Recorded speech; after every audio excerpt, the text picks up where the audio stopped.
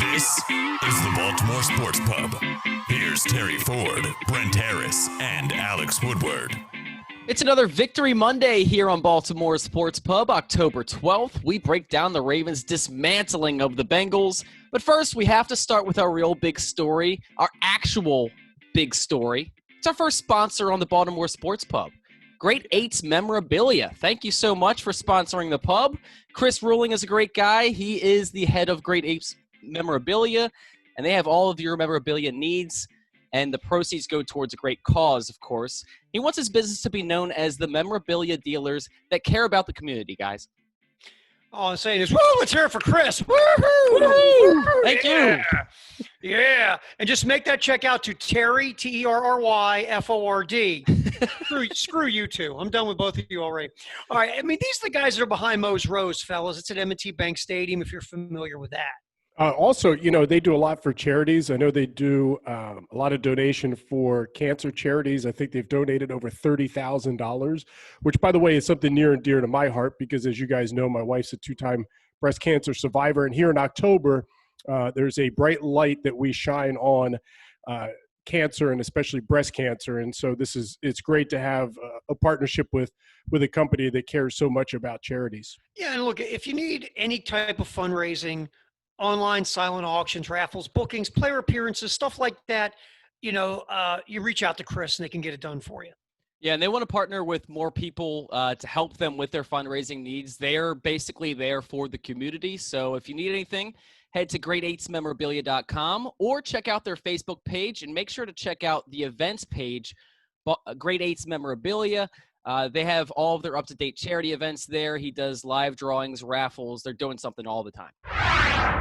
For the fourth straight time, Lamar Jackson and the Ravens beat the Bengals, this time with a score of 27-3. The Ravens defense deserves most of the credit for that win yesterday, but the offense it didn't look right, guys. Brent Harris, how much does that mean for Lamar's injury? Do you credit that to the injury, or is it just kind of one of those things they're working out the rust? Let's give all the credit to the defense. Can we do that? 99.999. Yeah. By the way, again, and we talked about this last week, that the Ravens lost time of possession. I think by like 10 minutes, right? I think Cincinnati had the ball for about 35 minutes in that game, and the Ravens had it for about 25. The offense doesn't look right. I don't know how much to put on Lamar Jackson, the knee injury. He missed a couple of days of practice last week, and so we can speculate that had something to do with it. What did Lamar have? I think he had 3 more rushing yards in this game than Terry Ford. Yes. Terry Ford was running back and forth to his fridge trying to get some Coors Light and get his chips and nachos. And, let me tell you what, pal. I had a lot of yak yards yesterday. There's a lot of yak. We're going for the fridge. I had a lot of yards after contact. Just ended at yak. Yeah. It's more like it's yab, yards after beer. That's what Terry was yards doing. after belching. That's really what it is. Yeah. And he does this offense though. Here's the issue. This offense hasn't looked right since week 1. It's not flowing. The offensive line, again, they had to make some adjustments yesterday. The offense of the running game is not what we're used to seeing.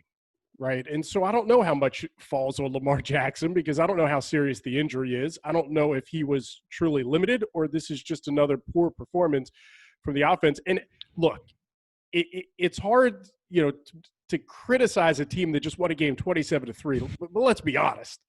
The offense is nowhere near what it was a year ago. They have taken a couple of steps backwards, not forwards. So I wish I knew. I wish I knew how much fell on Lamar, but Lamar certainly didn't look great.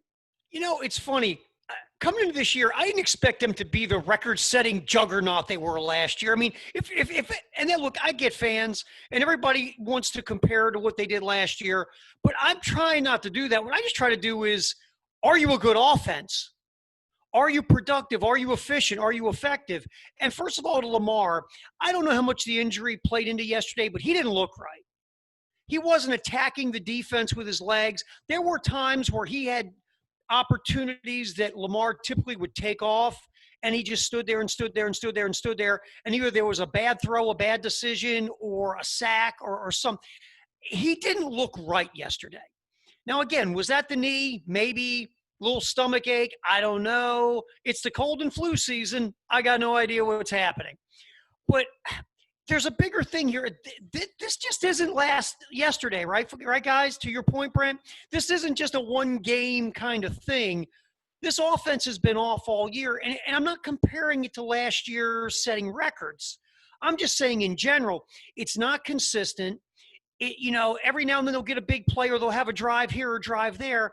But I'll give you the example of this yesterday. They get the turnover on the Patrick Queen forces the fumble and recovers it at midfield, right?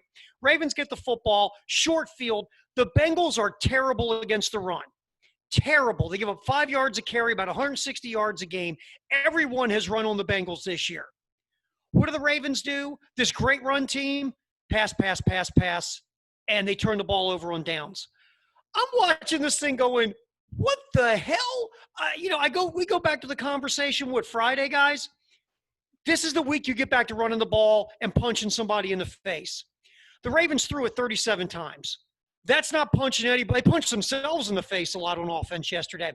And I don't understand and I love Greg Roman. I gave Greg Roman a ton of props last year. He deserves all the accolades he's been getting since he took over running the offense. But I don't know what Greg Roman was Greg Roman sober yesterday? I don't know what Greg Roman was thinking. This is a game you go in, and again, don't try to outsmart yourself. This is not a chess match, guys. This is, I'm going to come out, and I'm just going to step on you for 60 minutes because I can. And the Ravens didn't do it. And I don't know if Greg Roman has no confidence in his offensive line. We've been screaming about the offensive line all year. It has not been consistently good, and at times it's been below average. Is Greg Roman have no confidence in the offensive line? Does Greg Roman now want to make Lamar Jackson this, more of a passer, and they want to evolve into a passing offense, which I think is a mistake right now? I don't know what it is, but the play calling yesterday was mind-numbing to me. I didn't get it at all. It's almost like they're playing against themselves, right? I mean, there was no point in the game where they trailed the Bengals. They led the entire game. 37 pass attempts to 24 rush attempts. It's a 27th ranked defense against the run. What are we doing here? I don't understand. Lamar was dealing with a knee injury, whether it's serious or not. You're leading a team like the Bengals. Why are you still passing the ball? And they showed a little bit of creativity early in the game. They had that fake handoff end around to Devin Duvernay, which went for 42 yards. Great play. Showed a lot of creativity. Got a young playmaker involved that we haven't seen much of. And then nothing else. He had 2 catches the rest of the game. My stat that sticks this week, we do this every Monday, 53% of Lamar's targets were to Hollywood Brown and Mark Andrews. You can't win against great teams when you only have 2 options on offense. And again, when we talk about the running game, Gus Edwards led the team in snaps, but he had 7 carries. That's not enough. J.K. Dobbins had a great run. 1 carry, 34 yards. Why does he not get the ball more? What are we doing here? It's like they're trying to prove to themselves that Lamar is an elite passer and Lamar can do it all from the pocket. He doesn't need to run. We don't need to run for him. Let's just have Lamar do it all. Let's make him Patrick Mahomes. No. I don't understand what they're doing. And I get that you're leading the Bengals. Is it you're trying to figure out, hey, let's try this stuff out because it's like practice this week. We're already winning, so let's just practice our plays. See what we can do. See what works, and we'll work on it from here instead of just grind them out and finish the game. I don't know. It was very confusing. The defense was outstanding. We spent the first 5 minutes of this just bashing the offense. The defense truly won that game. And Patrick Queen is amazing. I mean, if he's not in contention for Defensive Rookie of the Year, he has to be after this week. 9 tackles again, led the team once again. I'm pretty sure he's led the team in tackles every week. 2 fumble recoveries and a sack and a touchdown, of course. So he's been unbelievable. Marlon Humphrey with the fruit punch. I mean, anytime he's around the ball, he finds a way to punch that bad boy out. So, yeah, they made Joe Burrow's life a living hell. 7 sacks. We talked about they are the second worst team as far as giving up sacks in the NFL. So we did see that pass rush. We're not screaming, well, what the hell's going on here? Remember last week you guys said I dropped a we? I said we're in a lot of trouble if they can't get to the quarterback. Well, they got to Burrow, so at least the defense held up their end of the bargain. One interesting thing, you talk about the offensive line, Terry. Mm-hmm. And they went to halftime back into the studio, and I don't know if it was Bill Cowher or one of the other analysts. If they could get Marshall Yanda to come back, like that was a serious conversation that if they could just get Marshall Yanda out of retirement and have him suit up again for the Ravens. Have you seen pictures of Marshall Yanda in retirement? Yeah, he's lost about 7,000 pounds. He looks like Terry Ford. It looks like he has the body mass of Terry Ford. Look, Marshall Yanda is not walking through those doors at one winning drive to play football for the Ravens again. That ain't happening. They've got to figure out what's going on in the interior of that offensive line, right? Because we think Ronnie Stanley, although he's dealt with a few injuries, and Orlando Brown are just fine on the edges. But they've got some trouble in the interior. And one of the plays that they love to run is that pull the guard, right, and get out in front. It was where we saw, I think, Mark Ingram have some of his best runs, especially to the right side.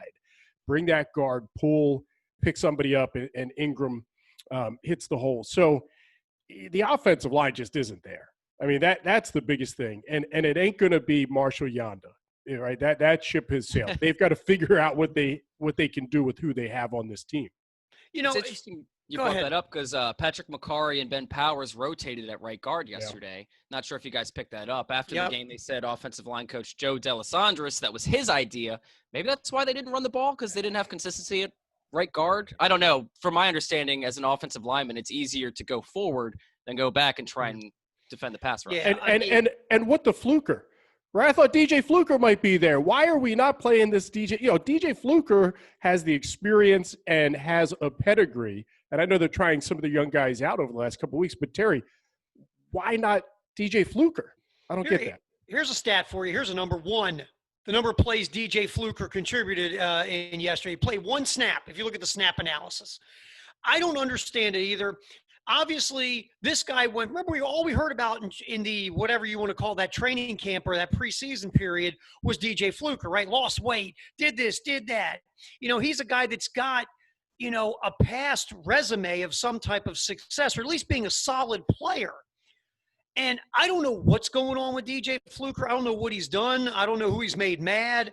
Is he that bad that you'd rather play Patrick McCarry and Ben Powers at right guard? And look, we can sit here all day and talk about the lack of a third option in the passing game, which is legit. I'll give you another number, 0, number of catches Miles Boykin had yesterday.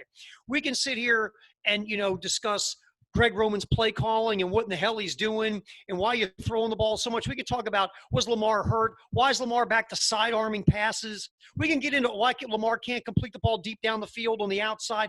All that stuff is legit, right? But this team is built on running the ball. And if your offensive line can't push consistently, you can't run the ball. And you guys know, watching them last year, how many times you see them run the ball between the tackles and just mash people. And they're not getting that push this year. There's not a whole lot of mashing going on, guys, and that's an issue. And that's a problem. And, you know, we talk about, okay, teams are taking away the edges from Lamar, right? So he can't get around on the options. Okay, well, then you should be able to bash teams in between the tackles because they're spreading out to take away the edges. There are things available to this offense that they're not taking advantage of, and one of them is because the offensive line, especially that interior, just isn't anything near what it was last year.